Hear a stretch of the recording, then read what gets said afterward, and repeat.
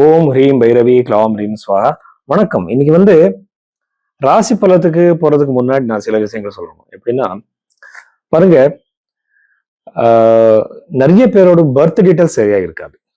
Date of birth mistake இருக்கும், time மிஸ்டேக்கா இருக்கும்.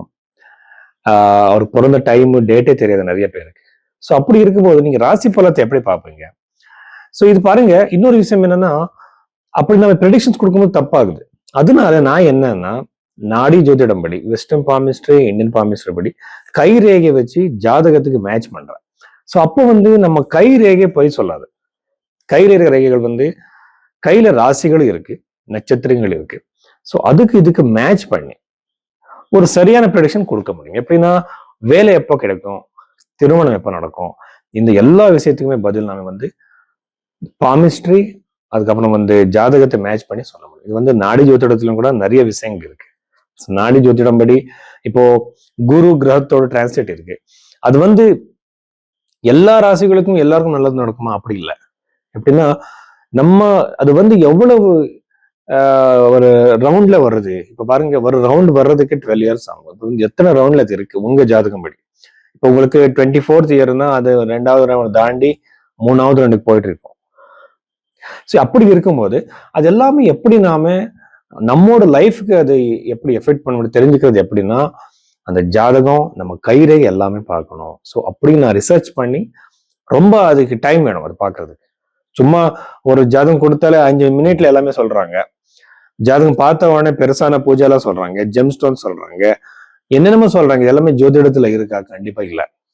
புருஹத் பராசர ஓர சாஸ்திரத்துல வெறும் தானம் பத்தி, மந்திர ஜபம் பத்தி தான் இருக்கு. அவ்வளவு காஸ்ட்லியான ரெமெடிஸ் ஒன்றும் இல்லை. அப்படி இருக்கும்போது உண்மையான ஜோதிடத்தை நம்ம பார்க்கறதுக்காக இந்த மாதிரி தான் பார்க்கணும். ஸோ அதுக்கு நீங்க என்னோட கன்சல்டேஷன் நீங்க எடுத்துக்கலாம்.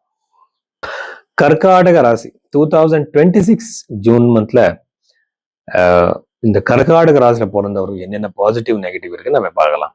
இந்த கர்காடக ராசியில பிறந்தவருக்கு இந்த குரு கிரகம் டிரான்ஸ்லேட் ஆகாததுனால, இது உச்சஸ்தானம் ஆயிருக்கிறதுனால, யூஸ்வலா இந்த கர்காடக ராசியில பிறந்தவருக்கு உடம்பு பிரச்சனை இருந்தா சில பேருக்கு இருக்கும். உடம்பு பிரச்சனை, ஹெல்த் இஷ்யூஸ், லாங் டர்மா ஒரு சஃபர் பண்ணிட்டு இருப்பாங்க. அந்த மாதிரி இருக்கிறவருக்கு இப்ப அவருக்கு அந்த பிரச்சனை சரியாகும், இம்ப்ரூவ்மெண்ட் ஆகும் ஒரு ஹெல்த்.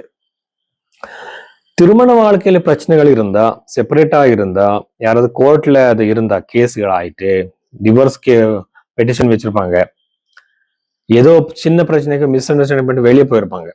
இந்த மாதிரி பிரிஞ்சு வாழ்றவருக்கு ஒண்ணு கூடுற சான்சஸ் அதிகமாவே இருக்கு இந்த கர்காடக ராசியில பிறந்தவருக்கு. செகண்ட் மேரேஜ் சில பேர் தேடிட்டு இருப்பாங்க, அவருக்கு கூட நல்லாவே இருக்கு, நல்ல சம்பந்தம் கிடைக்கிற சான்சஸ் இருக்கு.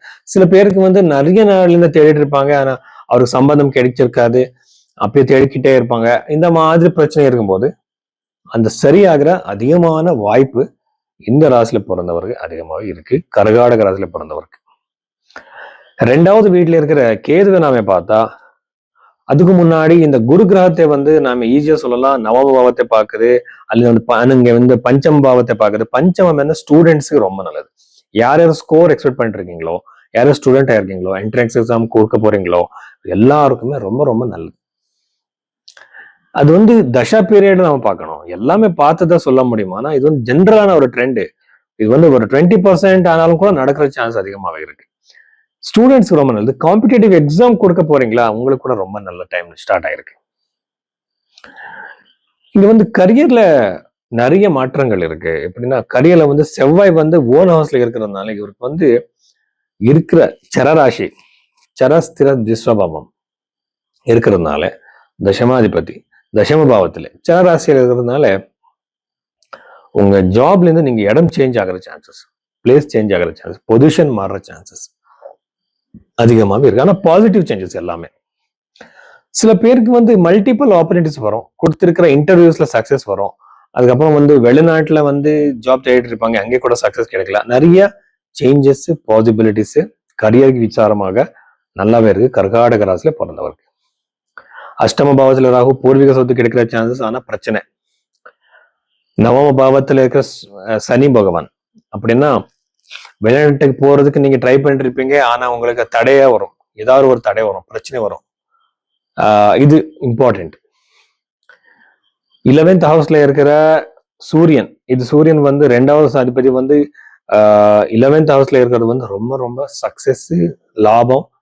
நீங்க ஏதாவது நீங்க பிசினஸ்மேன் ஆயிருந்தா, நீங்க ஏதாவது சின்ன பிசினஸோ பெரிய பிசினஸோ நீங்க பண்ணிட்டு இருந்தா பிரமாதமான சக்சஸை நீங்க எக்ஸ்பெக்ட் பண்ணலாம்.